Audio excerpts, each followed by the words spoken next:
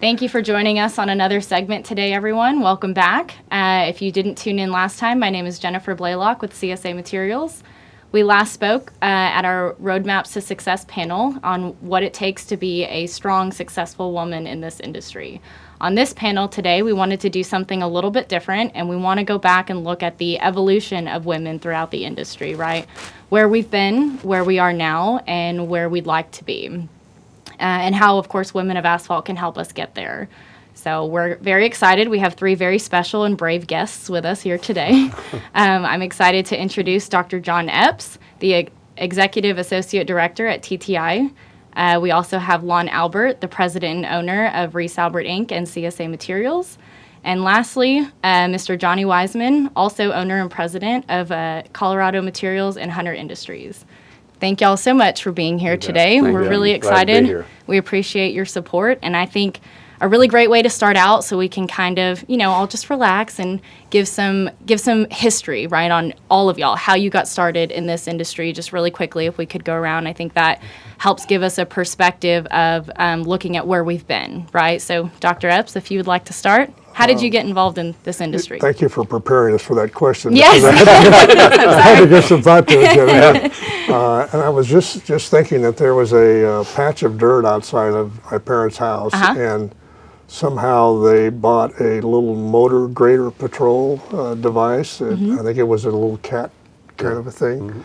And I used to play by the hours building roads out there. Wow. Probably 4 or 5 or 6 years old. Wow, and yeah. Then, during college, I worked in the industry in the summer times, both as a consultant and for governmental agencies. Cool, yeah. And I had some outstanding professors in the area that attracted me to the field, and I think that was one of the biggest things. Absolutely. To have people that would encourage you to be involved in the field. Very important. Plus building roads as a youngster. Yes, that's a great story. Thank you for sharing that, Dr. Epps. Mr. Wiseman? Well, I'm kind of like John. It goes back a long way, but I guess I started similarly playing in a sand pile, building roads with some type of toy equipment. But then I moved up to, when I was 7 years old, we lived on a dairy farm, and I was plowing or disking fields at 7 with a small farm tractor. Wow.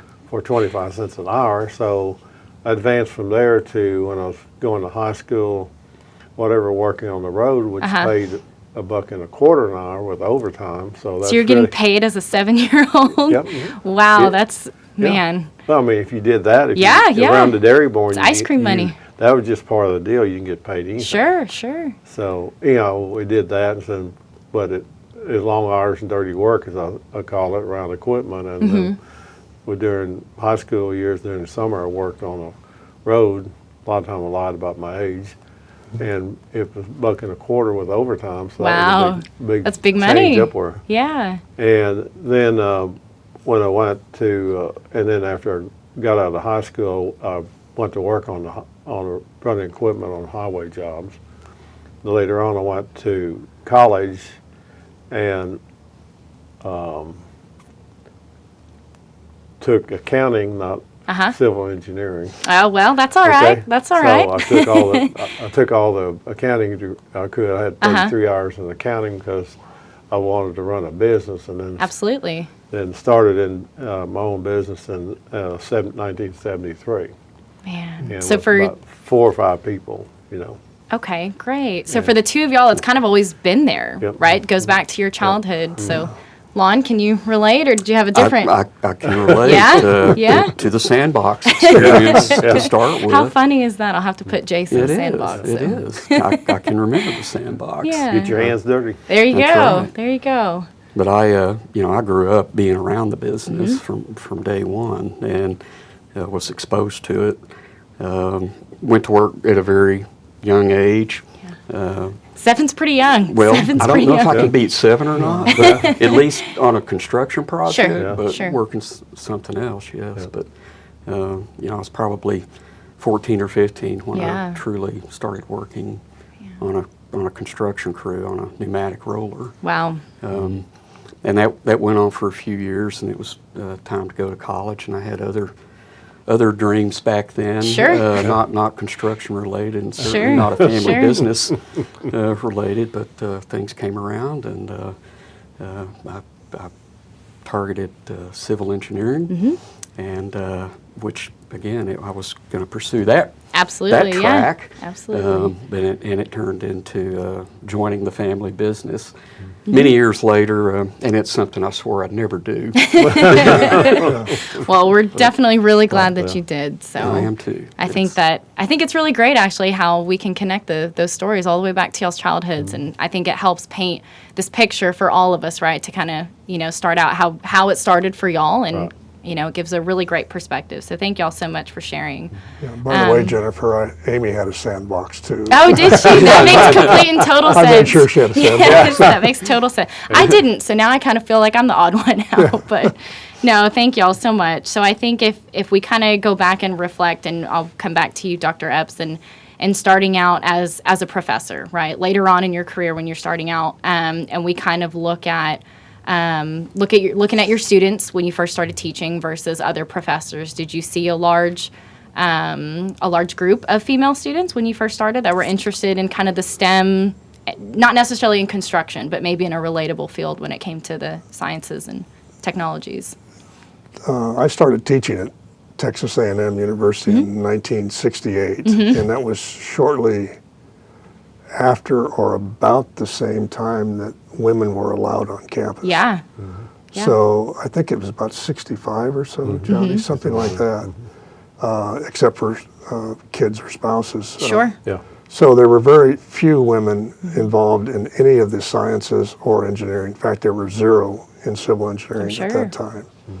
And so it's at Texas A&M, for a variety of reasons, it's grown tremendously. And I think there's somewhere around 15 to 20% of the civil engineers that are enrolled are women at this time. That's So great, it has yeah. changed dramatically. And I was trying to think of the history of this, at least from my perspective. And in the middle and end of the 60s, there was a considerable amount of unrest in the country in general over Vietnam War, but there was also the women's movement started at about the same time. And that created a lot of opportunities that occurred later on in the early 70s and late 70s. And even by the late 70s at Texas A&M, I cannot recall a single woman in civil engineering. Sure. Women did pursue degrees in chemistry and some of the basic sciences at that time. Biology was another field that was popular. And then by the late 70s and early 80s at other institutions, women started attending engineering classes in general. But it was in that time period that the transition took place. Sure. Probably middle 70s to the middle 80s, something like that. We began to see more women become interested, and opportunity was there for them. And today we have a long ways to go, but there's progress, and that's the important thing. So from the industry perspective, when y'all started, both as equipment operators or being hands in the field, was that something common that you would, see out there, to have female operators on a crew? Or In the operators or people working on crews, that was a very male-dominated deal of all colors and races, and you probably didn't see any females out there until the early to mid 80s. And the first female that I recall that we hired was, as far as an operator, was Anita. I forget her last name. She worked for several years. We were running a lot of 621 scrapers, and she could run with the best of them. Absolutely. How cool. I love hearing those really stories. A good operator. Great. And she worked for us for quite a while. So, but that's the first occurrence. In the next place, I think you had a big input in college. There was, in accounting, there were women in accounting classes. We did have some professors, not totally in the accounting, but in other deals, and women professors. When I went to college, there were women professors in other areas of the university. But I think in the construction deal, where a big input of women came, in 1982 when they passed the Federal Highway Bill 82, and I had some involvement in that because Lloyd Benson was a U.S. Senator and was talking to Tom Johnson on this issue, and that's when they added women as a minority in the DBE program. And so after... That's a great point, yeah. At that point, when that was initiated, that's when you saw a lot of influx of women in our construction business as owners of construction companies doing specialty type work, et cetera, et cetera. That's where the big input came in our deal, probably more so, and they were probably hiring more women than probably the prime contractors did, which was still pretty male dominated, but that was, I think, a real starter where women moved into the highway heavy construction business. Sure. So Lana, I think with you, and maybe we'll skip over to kind of present day, right? For what you see, as far as from the industry standpoint, whether we're getting more applicants, whether you're seeing more growth when we look at even the structure of TxDOT and the presence of female engineers and kind of what that looks like now. What do you see? Well, I see the general increase in female participation over the years, starting in the 80s, agree. Today, the application rate, I'm really disappointed in the application rate, frankly. It's, ours is around 10%. And I think that's close to the overall participation rate nationwide. So, you know, we've got to still have a lot to do attracting people in general, but women in particular into the industry. Sure, and I think we really feel that in the last couple of years too, just attracting any new applicants and people who are willing to work and come into this industry. I think we're all struggling with that right now, and the possibility is there, right? Our industry is so diverse and our industry is so inclusive. We're just looking for people. And as an organization with Women of Asphalt, that's what we're trying to do, is bring in more applicants, show women like, hey, our industry is so great. We have so much fun. We've got a really good group of supporters here through our organization, but how do we bring in more, right? And that's not a question, obviously, we can answer just sitting here today, but it's something to kind of look back and kind of reflect, well, we're seeing more. How do we keep growing, right? So if, for an example, in like a classroom setting, do you feel like maybe if you have and on average, how many students do you have in a class? Well, I haven't taught for the last couple of years, well, but there's about 80 or so students. 80 or so. Typically in undergraduate, 70 or 80 now. Okay. And it used to be 20 students when I first started teaching. Okay. So you were very close to all your students. Sure. And you knew them all, and that's changed dramatically. But, sure. There could be 20 females in a class of about 80 or 15 or so, Sure. or sometimes larger than that Sure. in civil engineering. And if you go into environmental engineering, there could be more women in that particular field that are related to biology, et cetera, for whatever the attraction is. Sure. But it is there.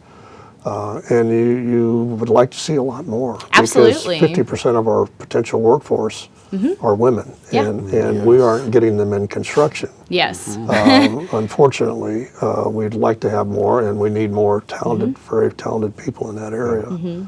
So women do very well. In the classrooms as a group, and I know you shouldn't generalize, but no, but and that's something. I mean, if you would even notice that if there was maybe less participation or more, kind of I don't want to say resistance, but maybe they would be more timid or not as willing to participate because they're completely outnumbered, right? When you look around. Yeah. So and Jennifer, maybe the women feel this, and I'm not conscious of it, but a lot of the women in the classes and in the profession, they're as outgoing or more outgoing than some of the men. I was, exactly. And that's an attribute. Absolutely. It's an absolute attribute. Absolutely. So, but if you do find people hesitant, whether they be male or female, there's a number of ways to get them engaged in, Sure. in the learning processes, and you can Sure. ask them questions directly. You can put them in charge of small work groups to do different assignments. And those sorts of things, and you can get people on their feet talking. Absolutely. And I And- think that encouragement from everybody in that environment, It anyone is. would thrive I with mean, that. who wants to give a presentation when you're No, in college? nobody does. Nobody does. Is it I my never turn? did. Yeah, I want to I disappear opt out from all this of one. that. Yes. Well, I think any work environment, you know, I think regardless of who it is, they have to be committed to the organization's desire around our organization. You have to be- 100%, yes. You have to be willing to work. Right. I mean, this industry, you have to work hard. It takes a lot of do. effort to make it work. And we value anybody that shares that. And like John said, the females that are involved in our industry, they're probably sometimes more aggressive Yes. than the males are. Yes. Would you And- agree with that, and Lon? you know, Yes. And we have to reflect back during World War II, which is a long time ago. Uh-huh. But the women did the work of the nation to support the war effort, whether they were ferrying planes or they're Rosie the Riveter or whatever. They stepped up and they handled every part of the economy that was needed to handle at that time. And that effect needs to be carried forward. And I think in our industry, we have to work harder to be inclusive of anybody that wants Absolutely. to work in our deal. And I really, the opportunity there today is greater than it ever has been. Yes. When I was coming up through the industry working as an operator, you have to be a good operator to keep your job, because there was 4 or 5 people sitting on the bank over Waiting, there right. that wanted your job. Exactly. And exactly. they didn't tolerate anything. So if you had to be the best, today that's wide open. Right. And the women that we have working within our industry, our companies, they're very capable, very outgoing, very much part of the equation. And so I don't think it's a problem to step up. Correct. And Correct. even with TxDOT, we have area engineers that are women. They're most capable. They're very involved. There's no issue. In my opinion, there's no issue. It's there if you want to go get it. Right, right. And that's kind of, I think, what we would like through Women of Asphalt to make it known. The opportunity is here. You might not ever have thought about working in this industry, but it's a great place to work. Right. And what we're trying to do is just, show more applicants and show more women this is where you can be involved. Right. And here's what you can see, and kind of highlight some of those. Would you Right. agree, Lon? Absolutely. Yeah. Yes. In our company, I know the women I work with directly, yes, there's no holding back That's right. whatsoever. And we appreciate that. And at the admin level, pretty much the same way. I do think, I'll just speak for our company, I think we do have some challenges in the field with our leaders, Yes. our superintendents, to gain greater buy-in, tolerance, but it's not just a it's not No, a female exactly. thing. It's not. These are people that need help managing people, Right. kind of thing in Right. general. Yes. It may be exacerbated a little bit Sure. when a female's involved, but that's where our focuses are right now. And I have been encouraged. I mean, we're seeing more truck drivers, female truck drivers, Yep. and I really, we have some equipment operators. I really would expect to start seeing more, and really want to see more, Yes. because I mean the equipment's getting better and better. It is. It's complex. Yes. The technology is so great now. I mean, is. it's and it takes someone with great care. Correct. One of our people out in the field, Trina, she's a crane operator, and she's a good one. She's the best crane operator that I've seen over any man. And I think a lot of it has to do with the finer motor skills. But she does that. She's a working foreman. She's involved. She's very much a leader out in the field. Sure. We have several water truck drivers and other truck drivers, and they do an excellent job. It's just I think our whole industry, we need to do a better job about inviting everybody Sure. to come join Exactly. our industry, which is a Exactly. very 'Cause exciting. we need it. It's going to take the whole state of Texas to Come on, develop come this. on. Exactly. Right. Exactly. We have so much to do. So much work to do. We do. And it's a very rewarding industry to be a part of too. And I think that having the support and the comfortability to work in these types of environments, whether it's in a teaching setting or whether it's in the industry, it's just really great. And I'm very proud to be a part of it. So And Jennifer, I think it's really well to note what Johnny and Lon have said, that from their perspective and their companies today, the opportunities are there. they're there. Yes. They're there, and that hasn't always been the case. Correct. I Yeah. mean, you can think back early in the life of your company, and even in higher education, there's been a number of people that have poked the bear, got the bear excited in the process. And post World War II, Johnny, you brought that up. Men came back from the war, and they needed jobs, and there was not many jobs available for a long time. Sure. And so there was always competition for a job. Well, she is going to take my job. And that was sort of real, I think, for a while. And a number of years it was real.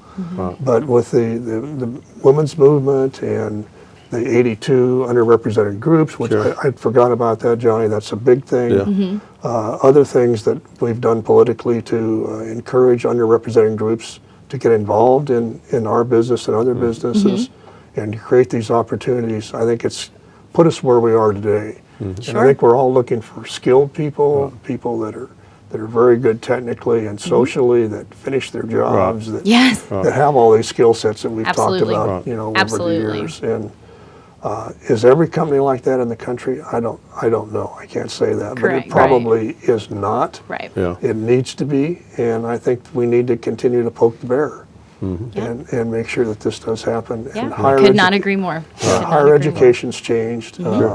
It needs to change some more as we go along. Certainly Sure. more women teaching these Sure. days. None in my younger days. Yeah. Right. And that's been a big change because you have a mentor and somebody that you can look up to and work with in higher education. And we need more sandbox kids. We Yes, we need do. more sandboxes. We do. That That's get so your hands important. dirty. Yeah. I mean, that's what it really. Sure. And live your life to think that no matter what your part in the equation is, that you left something there that made this world better. Sure. Interstate highway, a massive bridge over a river, whatever. That you can were look part back of that. and- That it was there, and it's real. It's physical. You can drive by and show your grandkids. Sure, I did built that. that road. Yes, I was a part Yeah, of that. yep. And not all industries can say Right. that. They don't have That's a lot right. to show, and we do. So, That's a very good point. Yeah. great point. So, I guess my question to y'all, and my final question to y'all, would be for our organization, for Women of Asphalt here in the great state of Texas. From what y'all have seen, what can we do more to try to help bring more women into, from the universities, from the student perspective, also into industry? How can we continue down this path where we're making it known, we're trying to put information out there on our industry and bring more women in? We want to see that increase. Lon, what do you think? We need to tell our story better. We do. And we know that. We've known that for a while. Just in general, to increase our labor force. And there's so many things we could do. And I know a lot's being done, but reaching into the schools is very important. I Yes. know, high school obviously. Yeah. But at some point, I think we need to reach back into junior high. Start there. getting the Start assets earlier. and, Yeah, I get think the y'all seeds provided that planted insight earlier. today. Can And- start earlier. And and I don't think, as far as the construction side of it, most people really don't understand what we do. And I would agree. And if we can videotape just certain operations of a highway construction project, Sure. video from the cab of a big 980 loader Yeah. or crane or excavator, and this is what it's like to be an operator. Yeah. Help educate, continue with education and all yes, that. It's yeah, very important. yeah. So we will definitely take And some- ambassadors too. Yeah. You know? Yeah. we have some ambassadors among us, We don't do, we? we Yes, do. That's very helpful. Yeah. Well, good. Needed. Dr. Epps, do you have anything to add? I do. I think I can see that. I don't want to divide people into two categories. Sure, it's very sure, dangerous. sure. That's not my intent at all. But I think we in the university setting, because we need people to go through universities, but equally valuable to an operation are the people that don't go to university. And That's people right. that go to universities Absolutely. are privileged. Right. I mean, Absolutely. they're absolutely, totally privileged. And they Right. should recognize that. But we need to reach down into the sandboxes. We need to reach down, certainly the junior high. Junior high level is about where most students decide whether or not they're going to be an engineer or not by Yep. the math courses they start Right. taking. I would it's agree. almost at that Right. early. Yep. So in the universities, we have the STEM programs, and the universities have really stepped up and worked on science, technology, engineering, mathematics. And I think that an organization like Women of Asphalt could maybe help with the STEM programs. Okay. But they're up and running. Sure. And Sure. they're doing a reasonable job, but there's so many schools and so many people to touch, Right. it's impossible Right. to It's do hard that. to reach everybody. But yeah. don't forget about the very important group that is not going to have the privilege to go to college.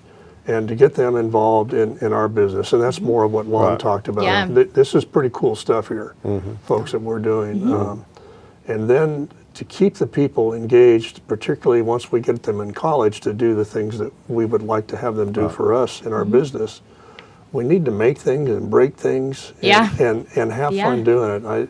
I know that both of my kids were involved in the concrete canoe races, and that was a big deal. Sure, There was 15 or 20 kids heavily involved in that in Right. the university, Right. and they built these fantastic canoes. I mean, they Wow. were like 70 pounds, Wow. and they were really fast, and they competed, locally, regionally, nationally, and in one case they won 2 years in a row. That's the highlight of their whole life. Yeah. Just about. Yeah. But making and breaking and seeing and Yes. doing things in groups. The and hands-on socially- experience, for sure. Really, Sure. really important. The rodeo that is done here, very Great important thing. opportunity. Great opportunity Yes. to take the people that are coming through our universities and mold them in our.